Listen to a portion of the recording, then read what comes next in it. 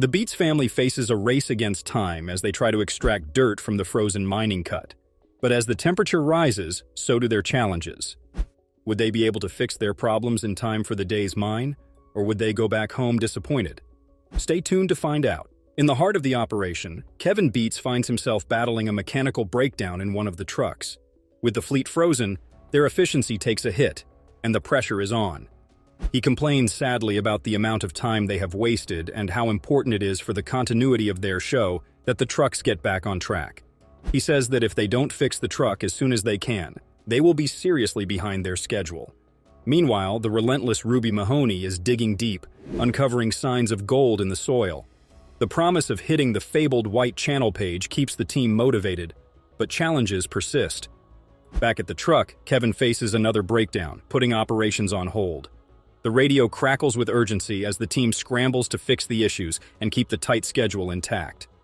Again, Kevin complains about how hard it is coping with the excesses of the rock, breaking down from time to time without any signs.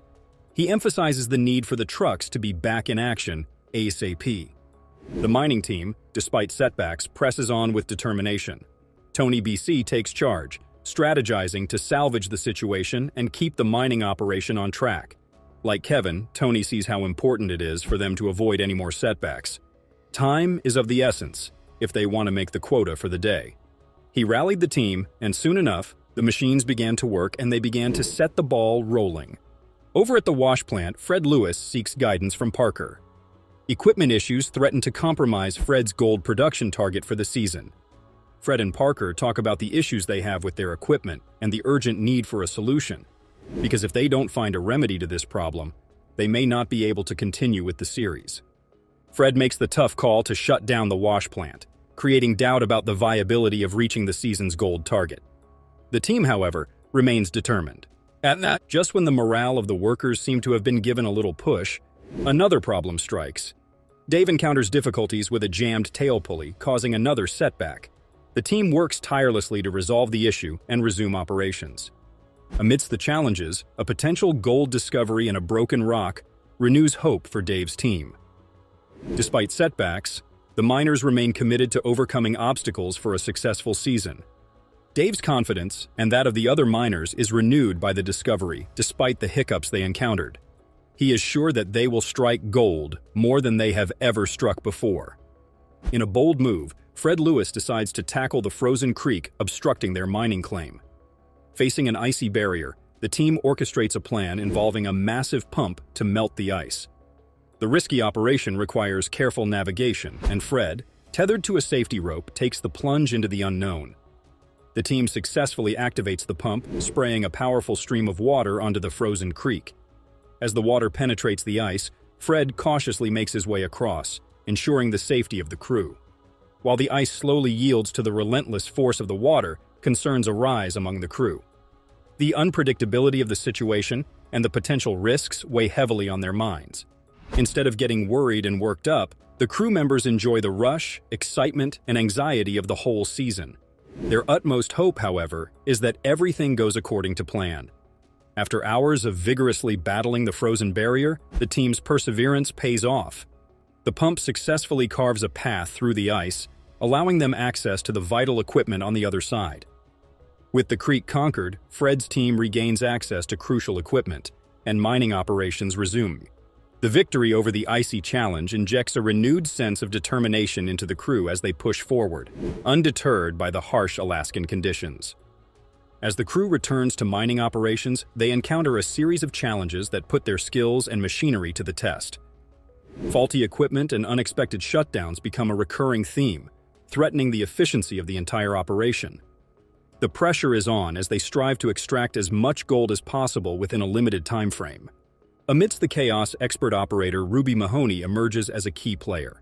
With tenacity and determination, she tirelessly operates the machinery, digging deeper into the cold soil in pursuit of the elusive gold. Ruby's expertise becomes a beacon of hope, providing the team with a glimmer of success in the challenging conditions. Meanwhile, Tony's son Mike leads the charge in a massive effort to strip 700,000 tons of dirt from the cold coat. The goal is to hit Paradise Hill's fabled White Channel Pay within a week. A breakthrough moment occurs as they discover what appears to be the distinctive iron-stained yellow soil, a potential indicator of gold-rich ground. The urgency escalates as unexpected setbacks plague the operation. Kevin, Tony's chief mechanic, faces the challenge of keeping the fleet of rock trucks in working order. With multiple breakdowns and a critical shortage of essential parts, the team is forced to make crucial decisions on the fly, further intensifying the race against time. With the clock ticking, Mike beats strategies to maximize the extraction of dirt from the cold coat. The ambitious goal of hitting Paradise Hill's White Channel pay within a week requires a relentless pursuit of efficiency. The BEETS family invests everything they have, mobilizing their resources to ensure the success of this high-stakes endeavor. The pressure intensifies as Tony's chief mechanic, Kevin Beets, faces a mechanical nightmare.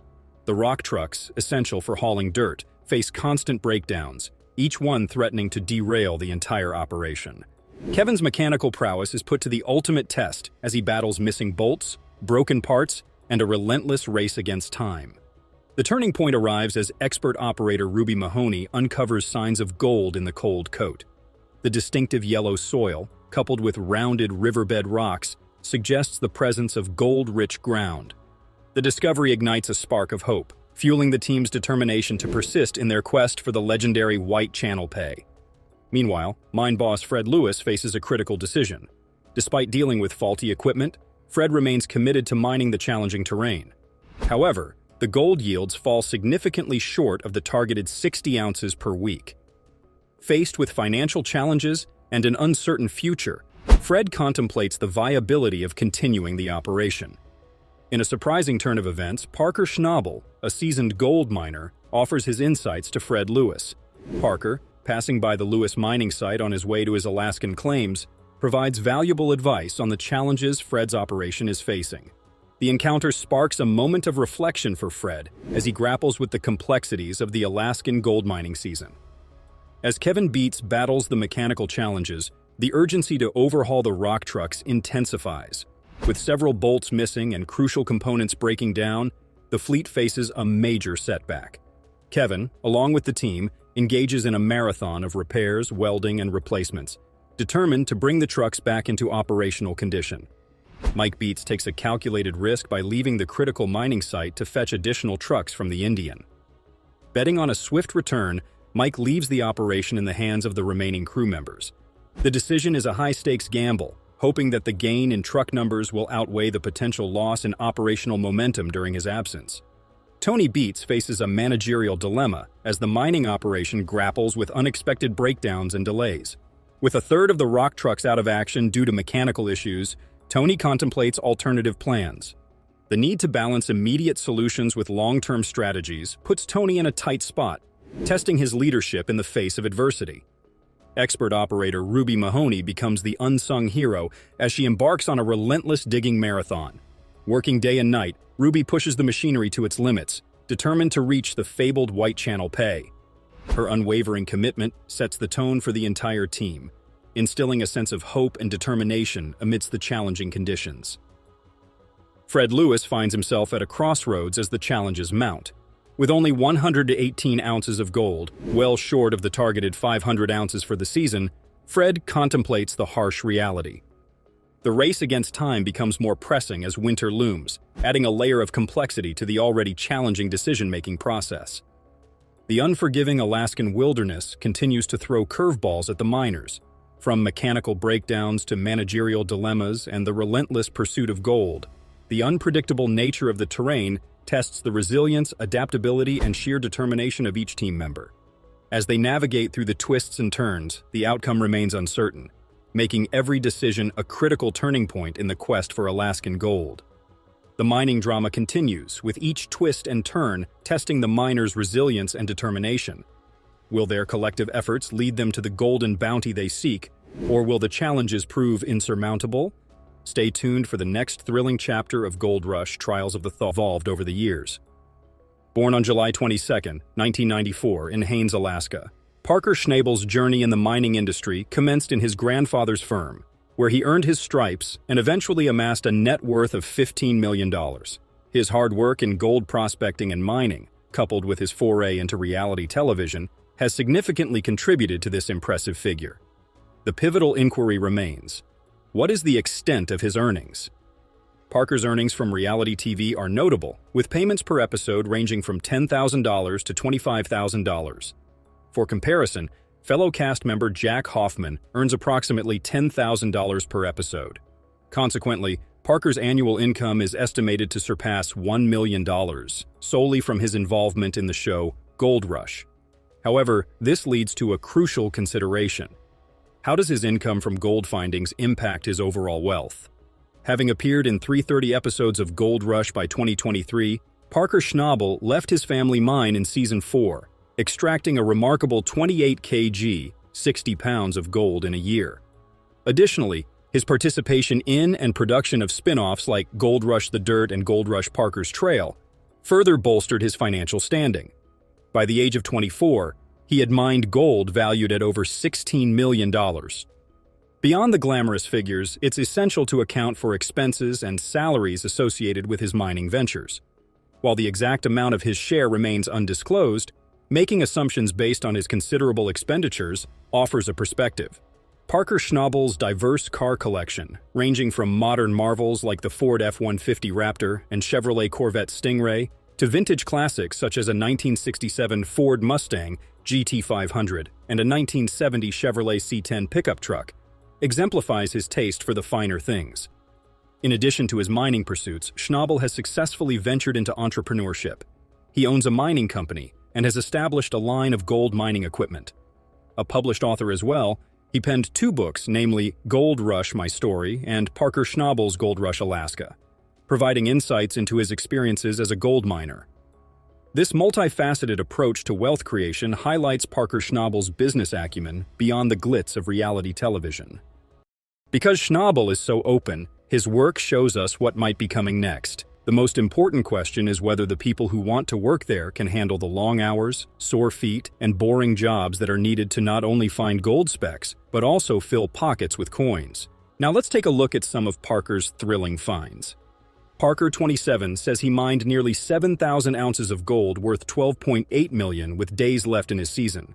He advised putting as much gold in the box as quickly as possible and making as much money as possible to fund a second procedure next year. Prior to the Yukon winter freezing them out, Parker needed to collect nearly 350 ounces of gold to beat his record. Parker relied on factory manager Tyson and top technician and informant Mitch.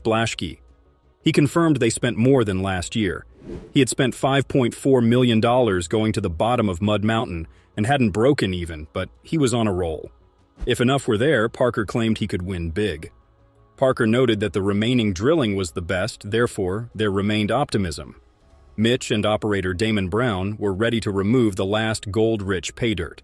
Mitch stated they have to deliver the last road payment to Big Red and draw the dewatering pump to finish Mud Mountain Cut. Considering their inventory before they started, Damon said Mud Mountain had 1 hopper. Mitch praised Damon's work and advised shutting down the factory. Mitch whooped with joy when they shut down Big Red at Mud Mountain for the last time. Mitch stated they would know the gold totals once Chris completed the final cleanup and see how much they could obtain. Parker told his team hours after the sluices stopped that they would get little gold in a season with many bills. Parker inquired what they wanted to do to solve it. Parker sought another rapid score before winter, still short of last year's 7,500-ounce total. Parker reminded them that when Mitch tore up the road at the airfield in Zone 3, they still felt the land below was fine. There was still possibility. Mitch's risk to mine ground under a road at the airfield for 281.50 ounces paid off earlier in the season. Parker said he will relocate a wash plant to that part of road near the river to start setting things up. Mitch could start that and prepare his staff, right? Mitch agreed they could. Parker quipped that he would clean gold again since there was a lot. Parker's 5M gold haul. Nona, a crew member, accidentally ruined a Big Red pipeline. The system suffered considerable damage. Nona called for aid.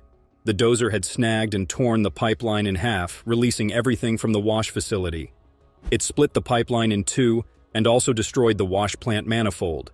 As bypass, this provided plant water to the pre-wash. This was considered the worst possible situation at the time. She was gone when it took this pipe off.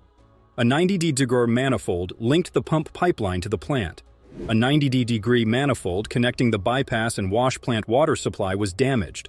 Mitch had to disconnect the bypass that controlled water flow, strip the manifold hoses, and reattach them to the plant. This crude repair may increase water pressure and flush gold from the sluice.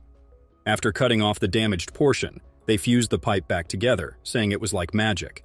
Next, Mitch bent a flexible hose from the water supply to the wash plant. Mitch confirmed that they would need a flat 8-inch section to reach their water line without a bypass. Mitch relied on the pump for water pressure. The water flow resumed. After 4 hours, $30,000, and lost gold, they resumed pay dirt.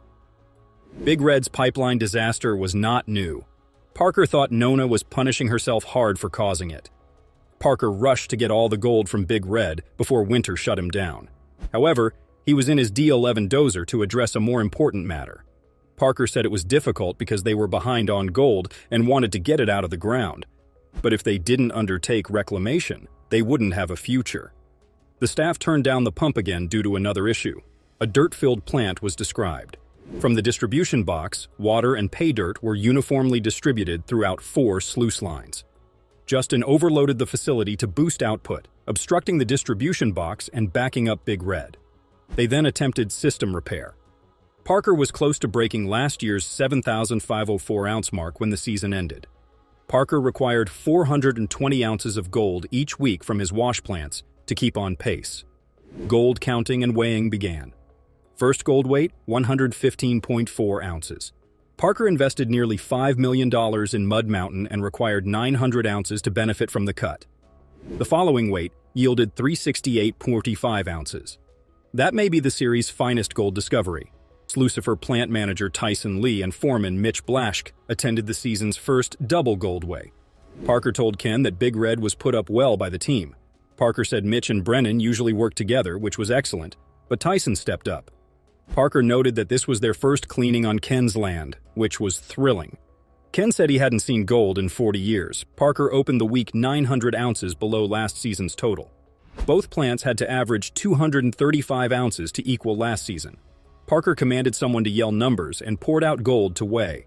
First gold weight, 208.75 ounces. For the second batch from Big Red, the gold weight measured 263.8 ounces and was worth nearly $475,000. Parker stated Big Red had gotten him back up to speed. Thanks for watching. While you're still here, make sure to click the video on your screen for more mind-blowing videos.